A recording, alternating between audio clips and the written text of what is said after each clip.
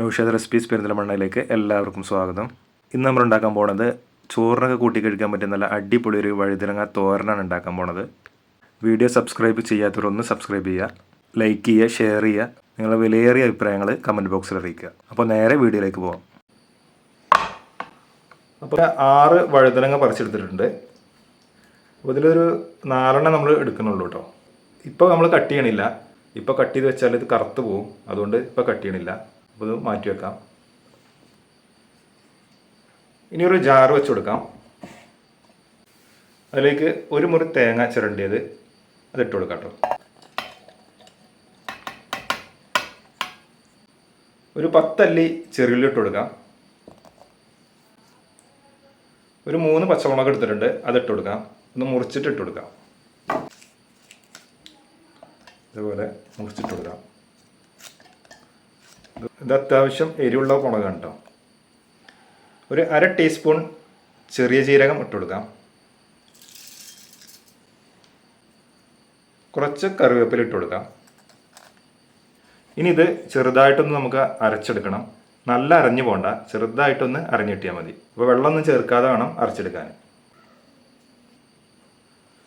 അപ്പോൾ ചെറുതായിട്ടൊന്ന് അരച്ചെടുത്തിട്ടുണ്ട്. ഇതുണ്ടോ, ഈ ഒരു രൂപത്തിൽ നമ്മൾ അരച്ചെടുത്തിട്ടുണ്ട്.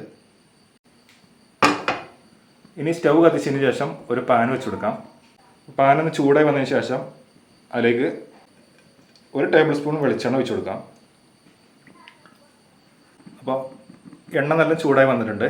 അതിലേക്ക് ഒരു മീഡിയം സവാള ചെറുതാക്കി അരിഞ്ഞത് ഇട്ട് കൊടുക്കാം. ഒരു 2 വെളുത്തുള്ളി ചെറുതാക്കി അരിഞ്ഞത് ഇട്ട് കൊടുക്കാം. കുറച്ച് കറിവേപ്പില ഇട്ട് കൊടുക്കാം. ഒരു 1/2 ടീസ്പൂൺ ഉപ്പ് ഇട്ട് കൊടുക്കാം. ഒന്ന് മിക്സ് ചെയ്ത് കൊടുക്കാം. ഈ രീതിയിൽ നമുക്ക് വഴുതനങ്ങത്തോരൻ എളുപ്പം ഉണ്ടാക്കിയെടുക്കാം. വഴുതനങ്ങ ഇഷ്ടമില്ലാത്തവർക്കും ഈ ഒരു രീതിയിൽ ഉണ്ടാക്കിയാൽ ഒന്ന് ഉണ്ടാക്കി നോക്കിയിട്ടൊന്ന് കഴിച്ച് നോക്കണം. അത് എല്ലാവർക്കും ഇഷ്ടപ്പെടാൻ സാധ്യത ഉള്ളതാണ്. ഇതേപോലെ ഒന്ന് ഉണ്ടാക്കി നോക്കുക. അപ്പോൾ ഉള്ളി ഒന്ന് ചെറുതായിട്ട് മൂത്ത് വന്നിട്ടുണ്ട്, ഇത്ര മതി. അപ്പോൾ തീ ഒരു മീഡിയം ഫ്ലെയിമിൽ വെച്ചിട്ട് വേണം അത് ചെയ്യാൻ, അല്ലെങ്കിൽ ഉള്ളിയൊക്കെ കരിഞ്ഞു പോകും. അത് ശ്രദ്ധിക്കുക. ഇനി ഇതിലേക്ക് നമ്മൾ അരച്ച് വെച്ച അരപ്പ് ചേർത്ത് കൊടുക്കാം.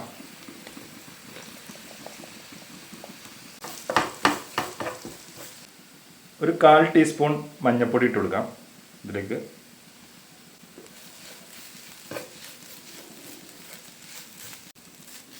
അപ്പോൾ ഇത് നന്നായിട്ട് നമ്മൾ മിക്സ് ചെയ്തെടുത്തു. അപ്പോൾ അരപ്പ് ചെറുതായിട്ടൊന്ന് മൂത്ത് വന്നാൽ മതി, നല്ലാണ്ട് തേങ്ങ ഒന്നും നല്ലൊന്ന് മൂത്ത് പോകണ്ട. അപ്പോൾ ഇത് മതി കേട്ടോ.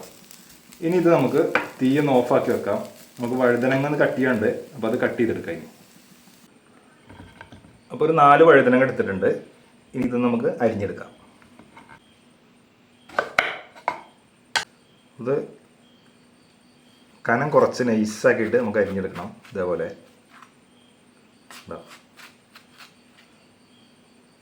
ഇത് നമ്മുടെ പറമ്പിൽ തന്നെ ഉണ്ടായ വഴുതനങ്ങയാണ് കേട്ടോ. അപ്പോൾ അതാണ് ഈ കളറ്.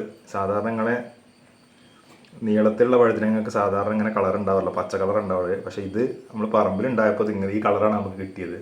എന്തായാലും നമുക്കിത് ഇങ്ങനെ അരിഞ്ഞെടുക്കാം.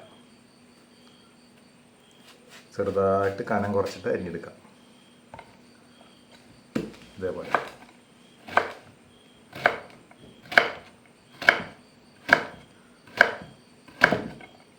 അപ്പോൾ തോരനായതുകൊണ്ടാണ് ഇങ്ങനെ ചെറുതായിട്ട് നമ്മൾ അരിഞ്ഞെടുക്കുന്നത്. ഒന്ന് വെള്ളം കഴുകി വൃത്തിയാക്കി എടുത്താണ് കേട്ടോ. അപ്പോൾ ആദ്യം തന്നെ വഴുതനങ്ങ കഴുകാവും നല്ലത്. ഇതേപോലെ അരിഞ്ഞെടുത്തതിന് ശേഷം കഴുകാതിരിക്കണം ഏറ്റവും നല്ലത്. അതിൻ്റെ സത്തൊന്നും പോകാതിരിക്കാൻ വേണ്ടിയിട്ടാണ് നമ്മൾ ആദ്യം തന്നെ കഴുകിയെടുത്തത്. വഴുതനങ്ങ കേടൊക്കെ ഉണ്ടോയെന്ന് ശ്രദ്ധിക്കണം കേട്ടോ. നമ്മൾ കടയിൽ നിന്നൊക്കെ വാങ്ങുമ്പോൾ ചിലതിനൊക്കെ സാധാരണ കേടുണ്ടാവലുണ്ട്. അപ്പോൾ അതൊന്ന് ശ്രദ്ധിച്ചാൽ മതി. അപ്പോൾ ഈ ഒരു രൂപത്തിൽ നമുക്ക് എല്ലാതും കട്ട് ചെയ്തെടുക്കാം. അപ്പോൾ ഇതിൻ്റെ കൂട്ടൊക്കെ റെഡി ആക്കി കഴിഞ്ഞതിന് ശേഷം നമ്മളിത് അരിഞ്ഞെടുക്കുന്നത് എന്താ വെച്ചാൽ ഇത് കറുത്ത് പോകും ആദ്യം തന്നെ ഇത് അരിഞ്ഞു വെച്ചാൽ. അതുകൊണ്ടാണിത് നമ്മളെല്ലാം റെഡി ആക്കിയതിന് ശേഷം ഇത് അരിഞ്ഞെടുക്കുന്നത്. അപ്പോൾ ഇത് നമ്മൾ മൊത്തം അരിഞ്ഞെടുത്തു കേട്ടോ.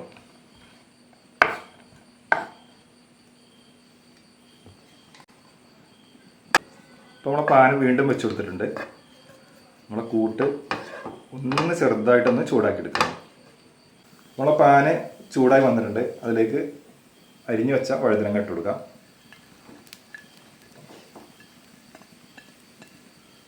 ഇതൊന്ന് മിക്സ് ചെയ്ത് കൊടുക്കാം.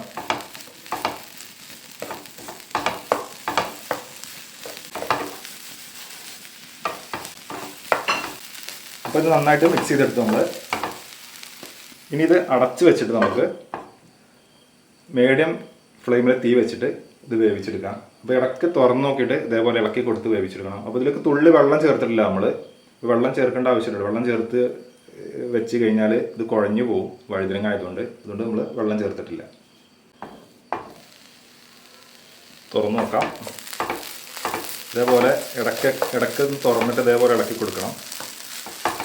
അപ്പോൾ വഴുതനങ്ങ അതിൻ്റെ എളുപ്പം വെന്ത് കിട്ടും കേട്ടോ. അപ്പോൾ അതുകൊണ്ടാണ് നമ്മൾ വെള്ളം ചേർക്കാത്തത്. വെള്ളം ചേർത്തത് കുഴഞ്ഞു പോകും. അപ്പോൾ ഇതിൽ കുറച്ച് ഉപ്പ് കുറവുണ്ട്. നമ്മൾ ഉള്ളി ഇട്ടപ്പോൾ കുറച്ച് ഉപ്പ് ഇട്ടിരുന്നു. അതിന് പാകത്തെ ഉപ്പ് നമുക്ക് ഇട്ട് കൊടുക്കാം. ഒരു 1/2 ടീസ്പൂൺ ഉപ്പ് ഇട്ട് കൊടുക്കുന്നുണ്ട്.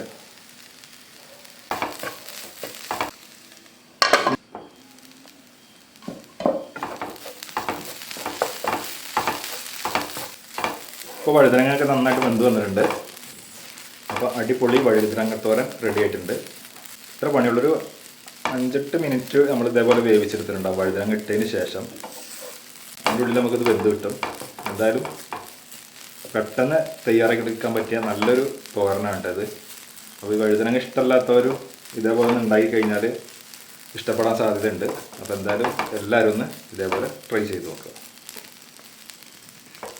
അപ്പോൾ നമ്മുടെ വഴുതനങ്ങത്തോരൻ റെഡിയായി. അപ്പോൾ ചോറിനൊക്കെ കൂട്ടി കഴിക്കാൻ പറ്റിയ നല്ല അടിപൊളി ഒരു വഴുതനത്തോരനെ കണ്ടില്ലേ. അപ്പോൾ ഇതേപോലെ എല്ലാവരും ഒന്ന് ഉണ്ടാക്കി നോക്കാം. വഴുതനങ്ങ ഇഷ്ടമില്ലാത്തവർക്കും ഇത് ഇഷ്ടപ്പെടാൻ സാധ്യതയുണ്ട്. അപ്പോൾ എല്ലാവരും ഇതേപോലെ ഒന്ന് ട്രൈ ചെയ്ത് നോക്കുക. നല്ല രുചിയോടുകൂടി കഴിക്കാൻ പറ്റിയ നല്ല അടിപൊളി വിഭവം തന്നെയാണ് ഈ വഴുതനങ്ങത്തോരൻ. അപ്പോൾ വീഡിയോ ഇഷ്ടമായാലൊന്ന് ലൈക്ക് ചെയ്യുക, ഷെയർ ചെയ്യുക, കമന്റ് ചെയ്യുക, സബ്സ്ക്രൈബ് ചെയ്യുക, തൊട്ടടുത്തുള്ള ബെല്ലൈക്കൺ അമർത്തുക, ഫോളോ ചെയ്യുക. പുതിയൊരു വീഡിയോ ആയിട്ട് നമുക്ക് വീണ്ടും കാണാം.